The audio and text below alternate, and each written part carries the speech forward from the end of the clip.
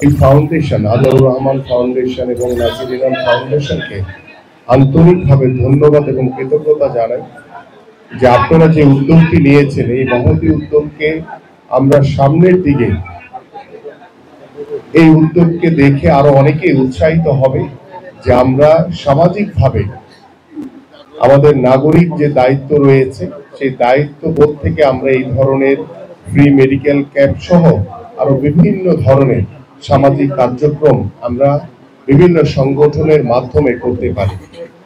আমি কথাটি বললাম এই কারণে যে শুধু রাজনৈতিক দলের কাজ শুধু সামাজিক কর্মকাণ্ড বা অন্য সব কাজ না, কেউ চাইলে ব্যক্তিগত উদ্যোগেও সেই সামাজিক কার্যক্রমের অংশ হিসেবে আমরা ফ্রি মেডিকেল ক্যাম্প, বৃক্ষরোপণ কর্মসূচি, আরো অন্যান্য সামাজিক অনেক কর্মসূচি আমরা পালন করতে পারি।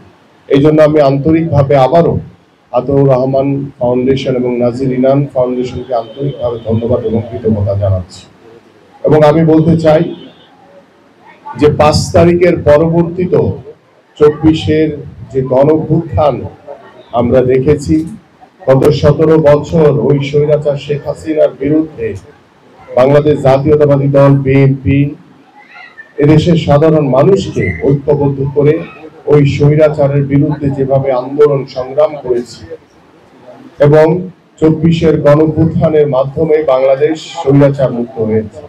5 তারিখের পরবর্তীত সময়ে আমরা চাই যে এদেশের সাধারণ মানুষ, এদেশের সাধারণ জনগণ যেভাবে প্রত্যাশা করে একটি সুন্দর সমাজ গড়া নিয়ে, যেভাবে প্রত্যাশা করে একটি ভালো সমৃদ্ধশালী বাংলাদেশ গড়া নিয়ে, এবং প্রত্যেকটি সাধারণ মানুষ প্রত্যাশা করে যে একটি মানবিক বাংলাদেশ গড়ার প্রত্যয় নিয়ে, আমরা সেই মানবিক বাংলাদেশ গড়তে চাই এবং সেই মানবিক বাংলাদেশ গড়ার প্রত্যয় নিয়ে আমরা আমাদের দায়িত্ববোধ থেকে সকলেই আমরা এই ধরনের সকল সামাজিক কার্যক্রম অংশগ্রহণ করব এবং এই ধরনের সামাজিক কার্যক্রমের মাধ্যমে আমরা আমাদের সমাজকে, আমাদের সমাজে যারা বসবাসকারী সাধারণ মানুষ রয়েছে তাদেরকে সচেতন করব যে আসেন আমরা সকলেই ঐক্যবদ্ধভাবে আমরা আমাদের সমাজটিকে নতুনভাবে গড়ি।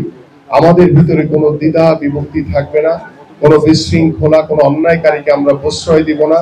আমরা সামাজিকভাবে আমরা সকলেই একত্রিত হয়ে ভ্রাতৃত্ববোধ, আন্তরিকতার মাধ্যমে আমরা আমাদের প্রত্যেকটি সমাজকে নতুনভাবে গড়তে চাই। এই প্রত্যাশা ব্যক্ত করে আমি আমার বক্তব্য এখানে শেষ করছি। সবাইকে ধন্যবাদ। বাংলাদেশ জিন্দাবাদ, বাংলাদেশ জাতীয়তাবাদী দল বিএনপি জিন্দাবাদ।